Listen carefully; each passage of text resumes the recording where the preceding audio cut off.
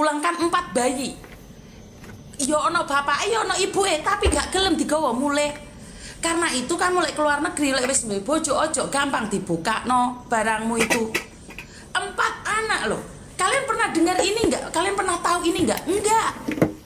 Ada anak yang taruh panti asuhan baru melahirkan arek gak enek umur rek cek bayi ceper.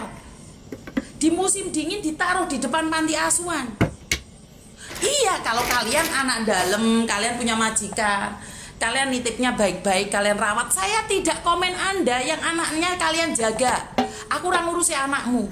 Kowe anak kaburan yang anakmu kamu jaga. Saya nggak sedang sepil kamu. Jangan ikut campur. Jangan ikut campur. Saya tidak nyepil kamu. Jika kamu seorang orang tua yang bertanggung jawab saat kamu hamil dan melahirkan di Taiwan, konten ini bukan buat kamu. Konten ini bukan buat kamu dan kamu nggak perlu sepil terus baperan. Mentang-mentang kamu Taiwan, terus habis itu kamu tahu segalanya. Enggak. Kamu nggak tahu segalanya. Jika kamu tahu segalanya, kenapa kamu tidak mengedukasi teman-temanmu? Bayi taruh depan panti asuhan, meninggal. Jadi ini konten ini bukan buat kamu yang bertanggung jawab. Saya tidak sepil kamu yang bertanggung jawab. Jadi ini saya nyepil orang-orang yang tidak bertanggung jawab. Betapa kasihannya hasil dari tompak-tompakan mau mati. Jadi jangan baper, saya tidak menyinggung kalian yang bertanggung jawab. Kalau kamu seorang suami yang tanggung jawab, konten ini tidak cocok buat kamu. Bagi kamu seorang istri yang bertanggung jawab atas suamimu, konten ini tidak cocok buat kamu. Dan bagi kamu yang punya anak di luar negeri dan kamu menjaganya, konten ini tidak cocok buat kamu. Ngerti nggak maksud saya? Jadi jangan berlebihan nafsirnya. Kamu kebayang nggak sih bayi lahir ceper taruh di depan panti asuhan? Emangnya orang panti asuhan selalu jaga berdepan pintu? Kan enggak.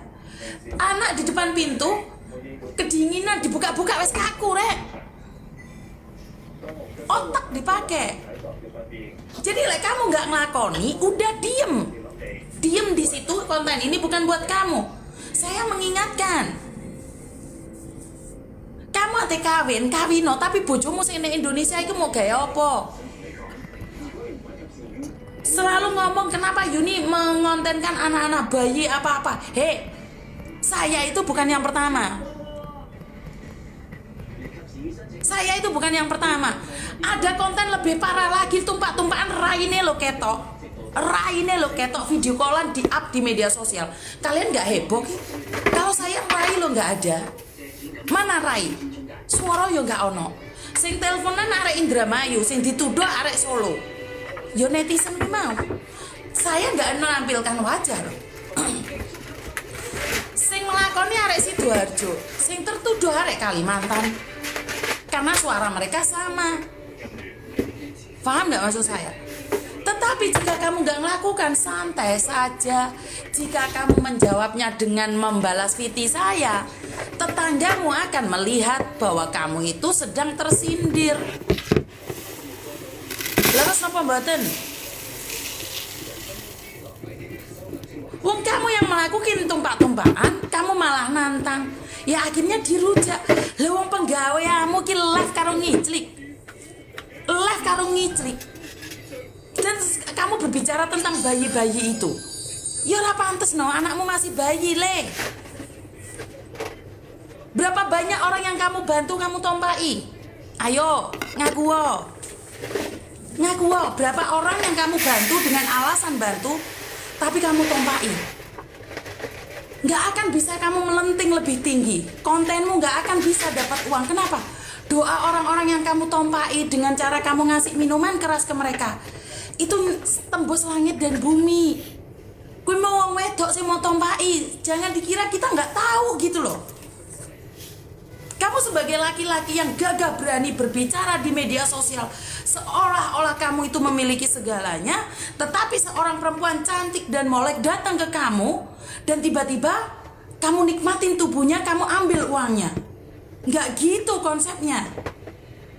Jangan katakan dirimu seorang pahlawan jika kamu mau menompai orang tersebut.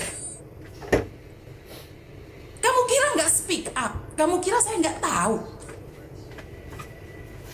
jangan, tapi saya nggak nyebut nama. Jangan baper. Kalau kamu sering menyindir saya, orang-orang di luar sana itu semakin membuka tabir itu.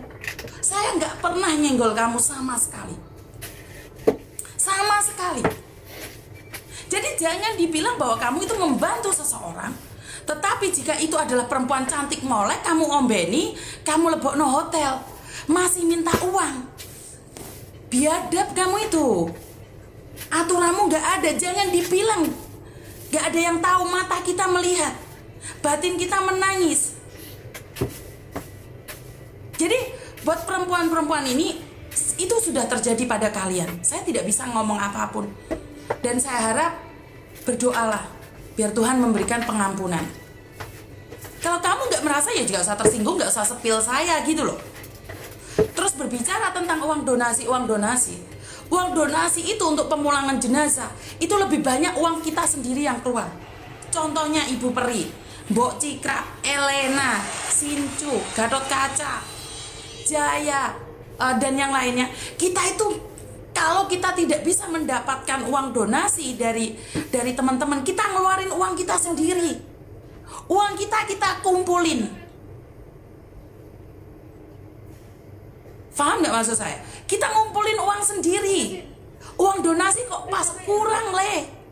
Cuman kita itu maksain diri untuk mendapatkan. Apalagi ini tentang jenazah. Jenazah nggak bisa buat drama-dramaan. Jenazah nggak bisa buat guyonan. Jenazah jangan diambil keuntungan. Jika kamu tidak bisa memulangkan jenazah, jangan dipakai drama. Jadi kalau kamu tidak bisa memuliakan jenazah, jangan engkau memulai jenazah. Jangan main-main dengan jenazah. Jangan cari sensasi-sensasi jenazah. Karena jenazah seandainya dia bisa berbicara, mereka akan menolak diperlakukan seperti itu. Tetapi jenazah ini terbujur kaku di peti es. Jangan engkau mainkan dramanya lagi. Jika engkau tidak mampu, lambaikan tanganmu, biarkan orang lain yang membantunya.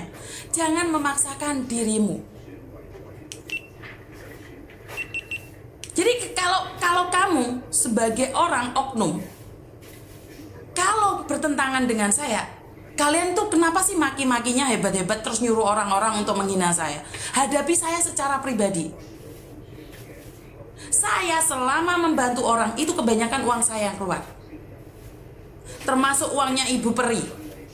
Ibu Peri itu dulu selalu membantu orang dengan pakai uang pribadi. Ibu Peri itu transferin ke saya 60 jitong. Kenapa? Untuk pemulangan jenazah Andi ini, karena dramanya panjang, terlalu lama bermain drama, akhirnya nggak ada donatur yang terbuka hatinya. Saya punya anak-anak dari Hong Kong. Mereka bilang apa sih? Donasi nggak sih untuk pemulangan jenazah Mas Andi? Enggak ah, keluarganya kayak gitu aja. Biarin aja, itu jenazahnya biar lama di situ, biar dirasain. Saya dengar omongan kayak gitu, saya yang sedih. Banyak orang nggak mau pemulangan jenazah ini karena ditunggangin oleh banyak hal. Dari media-media sosial ada orang datang mengatasnamakan temannya Andi, atas nama oknum-oknum, mengatasnamakan temannya Andik atau yang akan ngurusin Andik, telepon sana telepon sini. Saya cuma satu mbak, ngurusin jenazah saya itu satu. Keluarga nembusin saya konekkan ke KDI, dan saya tidak ikut campur dalam segala hal. Saya akan cari donasi, selesai tutup. Selesai donasi tutup. Saya nggak pernah membuka donasi lagi dan lagi. Jadi donasi dari Mas Andi itu kita cuma dapat 14 juta. Kita nggak bisa bergerak. 30 juta kelebihan uang dari almarhum Mili. Selebihnya Ibu Peri ngasih saya 60 juta cash. 60 juta. Kenapa dari Ilena, timnya Ilena dan Wol itu ngasih saya 50 juta, 40 atau 50. Terus dari Sincu dari Korea itu ngasih saya secara pribadi. Terus Ibu Peri nanya, kurang berapa? Kurang 60. Bukan 60 ribu, 60 juta. Ibu Peri langsung plek ke saya. Untuk jenazah Andi ya, Ibu Peri langsung ngasih 40 ke saya. Bukan 40, 60. Terus habis itu saya kekurangan nih Karena ternyata yang dari salah satu teman kita pengirimannya telat. Saya telepon KDI, Bapak izin Pak, ini saya masih dapat uang 140 berapa gitu. KDI bilang apa? Mbak Yuni, kurangannya saya tutupin. Tapi teman-teman penggiat dari Taiwan ini nggak mau. Nggak Mbak Yuni, kita semuanya kita yang lengkapin. Kita tidak boleh merepotkan KDI. Kita semuanya dapatkan uangnya. Dan hari ini pemandian jenazah. Setelah melalui drama yang panjang kali lebar, hari ini jenazah dimandikan, disolatkan. Hanya menunggu oknum bermain begitu lama. Akhirnya jenazah ini tidak bisa dimandikan. Tega kan kalian? Tega kan? Tega banget. Jenazah ini harusnya seminggu yang lalu kita bisa membantu memandikan, tapi baru hari ini, tanggal berapa ini? Tanggal 18 baru bisa dimandikan jenazah ini. Gara-gara kamu. Iya, kamu. Karena kamu yang menghalang-halangi keluarga mencari saya. Saya nggak perlu ucapan terima kasih. Dan ingat, saya tuh nggak punya apa-apa. Saya tuh sendiri. Jangan mempermainkan jenazah. Saya sudah ingatkan. Dan ingat, tidak semua orang kenal saya. Tidak semua orang minta tolong sama saya. Kalaupun ada orang kenal saya, minta bantuan saya, belum tentu saya bisa ngangkat telepon. Kayak hari ini. Hari ini totalitas saya nggak akan ngangkat telepon. Saya pingin istirahat. Bukan orang yang memandikan jenazah, nggak ada. Tetapi nggak ada uang. Karena untuk memandikan jenazah, kita harus melalui proses panjang kali lebar. Saya harus bayar dulu di agensi pemandian jenazah. Di agensi yang akan memulangkan jenazah. Jadi itu kalau Mas Andi, saya nggak tahu keluarganya suatu saat akan berterima kasih ke orang-orang ya. Tetapi itu asli pure dari beberapa orang. Mbak 60 juta satu orang ngasih. Kebayang nggak kita seperti apa? Mas Uya-Kuya membantu. Saya sudah selebet sana selebet sini, nggak dapet. Jadi sekali lagi, kalau tentang jenazah jangan dicari gara-gara. Jangan bergaya dengan jenazah. Jetong iya lali menerek. Biaya kos pemulangan jenazah untuk di Jakarta kurang lebih 130 sampai 140. Jika di Jawa Timur 170 sampai 180. Itu kurang lebih seperti itu ya. Dia kecewa, dia miss, gagal, dia buat namamu tercoreng lagi. Ya saya kan sendiri gitu loh. Kenapa harus saya dicoreng-coreng gitu loh? Saya itu nggak penting nama saya. Emangnya saya setelah jenazah itu saya harus telepon keluarganya, ayo berterima kasih buat video. Saya tuh cuman minta sama keluarganya setelah screening saya aja. Ya, nggak ada. Saya tuh nggak pernah telepon sampai sekarang. Saya pernah nggak telepon minta kalian terima kasih sama saya mulangin jenazah. Karena saya bukan yang mulangin jenazah. Yang mulangin jenazah pemerintah. Tetapi uangnya dari pejuang receh. Yang mulangin jenazah itu pemerintah, bukan saya. Jadi jangan menyepelekan pendukung-pendukung saya gitu loh. Lah itu kirek tenan aku. Dintuti karo cinta aku san. Jadi suatu saat saya akan tetap dijegal, tetapi percayalah, jika kalian jegal jenazah, kalian nggak boleh. Kalian boleh jegal saya di dunia apapun. Kalian mau jatuhin saya apapun silahkan. Tetapi kalau jenazah, ojo, jangan buat mainan jenazah ini. Kenapa sih? Kenapa sih kalian bingung banget dengan jenazah? Seandainya kalian tidak ikut campur jenazah ini udah pulang. Sebelum saya ke Taiwan, almarhum jenazah Mas Andi itu udah selesai. Otopsinya sudah selesai, seharusnya dia sudah pulang. Keluarganya tak seneni, Bu, boleh kamu semaput pingsan boleh. Tapi jangan lama-lama ngersak nih almarhum. Ngesakno almarhum gitu, dicop raiku iki. Wis entuk cop-copan meneh. Kalau kamu belum cukup Kalau kamu belum kuat, kalau kamu masih lapar, jangan ngasih makan orang lain. Ini pesan saya ya. Jadi kalau kamu masih lapar, jika kamu masih lapar, jangan ngasih makan orang lain. Karena apa? Jika kamu memaksakan diri ngasih makan orang lain, kamu akan ambil keuntungan dari orang lain. Ini sudah sesuai dengan fakta dan kenyataan. Perutmu sendiri aja masih lapar. Jangan pura-pura bantu orang lain. I love you, pehli peneser aku. Paham ya? Jadi saya tidak mau kalian itu mempermainkan jenazah, itu aja. Apapun yang ingin kalian lakukan itu adalah hak mutlak kalian. Tetapi jenazah jangan dibuat drama. Jenazah jangan dibuat mainan. Kalau kamu bisa bantu, katakan. Jika kamu tidak bisa bantu, lambaikan tangan. Saya sendiri itu ada beberapa jenazah yang gak ada jodoh sama saya. Loh, saya gak maksa kok. Dan saya itu tidak akan membantu kalau bukan keluarganya inti. Kalau bukan keluarganya inti. Dan jangan salah loh, kalian memberikan bantuan menarik uang, itu orangnya speak up loh. Jadi tidak semua orang yang kamu bantu itu mulutnya diem. Kenapa? Mereka tetap dobolen. Mereka akan tetap membrodolkan. Kalau saya ditantang, ada orang yang bilang bahwa saya minta uang, saya akan hadapin itu. Temuin saya. Kalau memang saya pernah minta uang sama orang-orang yang saya bantu, temuin saya, kita live bareng. Karena di anak saya yang punya agent aja, saya melarang anak saya ngambil uang. Apalagi saya menolong.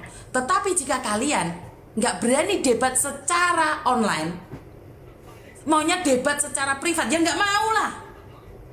Terus apa bedanya aku sama kamu? Kalau mau debat, debat live. Debat live biar netizen yang menentukan.